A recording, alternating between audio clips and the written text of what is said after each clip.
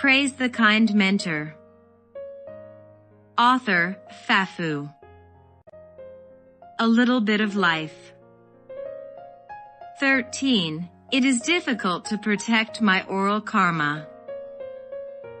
The main reason is that I don't have a deep understanding of the dangers of oral karma, and the bad habit I have developed since I was a child is that I can say whatever I want, talk nonsense, and have never been trained in how to speak well. Especially after leading everyone to study, if I remain in this state, a large number of people will be harmed.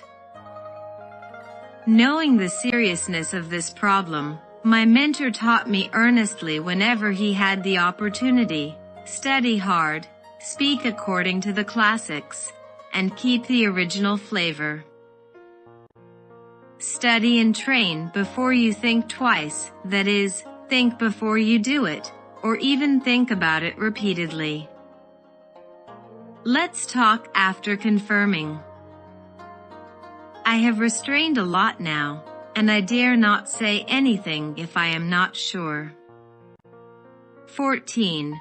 My mentor has always hoped that we can all be true disciples of the Buddha, mercy, compassion, joy and giving, free from afflictions, pure and kind.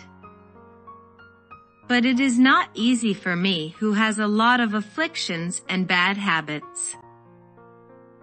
My heart will resist and feel uncomfortable, afflictions will arise, and I will feel uncomfortable again and again, and I will be easily confused. I felt very ashamed and humiliated, and I asked my mentor, what should I do in this state, good or bad? The heart is the root, how can I control my mind? Although I often have this kind of troubled state, I have asked similar questions countless times, and even I am tired of myself, but every time my mentor will patiently, skillfully, and wisely explain my doubts. It's good to be enlightened. Suffering and troubles are emerging. Now that you know these things, you need to know that these afflictions can only destroy your own goodness. You don't need to feel or follow them. It's enough to follow kind compassion, joy, and giving. Other people's bad things, the one who needs us to accompany him is accomplishing our Buddhist path, so we should be grateful. The mentor's words have a special blessing power, which can refresh my mind and body immediately, and I have a strong mind to follow the teachings. I have always been ambitious, thinking that it would be easy to sow the Dharma into the hearts of sentient beings, but then I found out that I was wrong.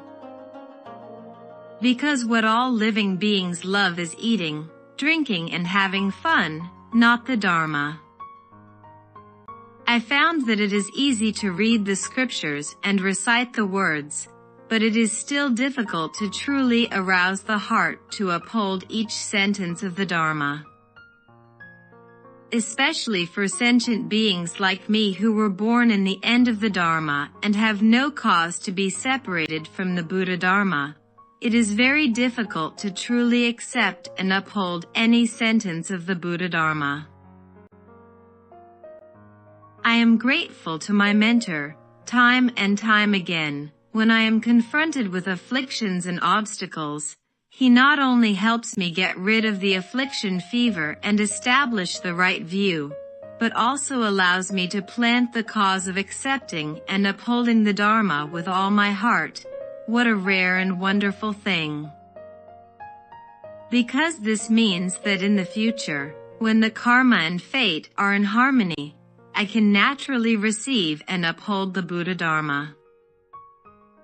Especially when I find it more and more difficult for me to do anything good, and I don't have any good causes or conditions. How grateful I am to my mentor for his compassionate companionship. In order for me to plant the good causes of each time, He often encourages me and even praises the good vows I made, so that I can happily plant every good cause. He is so busy, but for every good wish I send, he will reply every time, at least the picture of shaking hands. The mentor is so inconceivable that he has already sowed the seeds of Dharma liberation for us quietly. It is just whether we have realized it during the process of being assimilated by the mentor.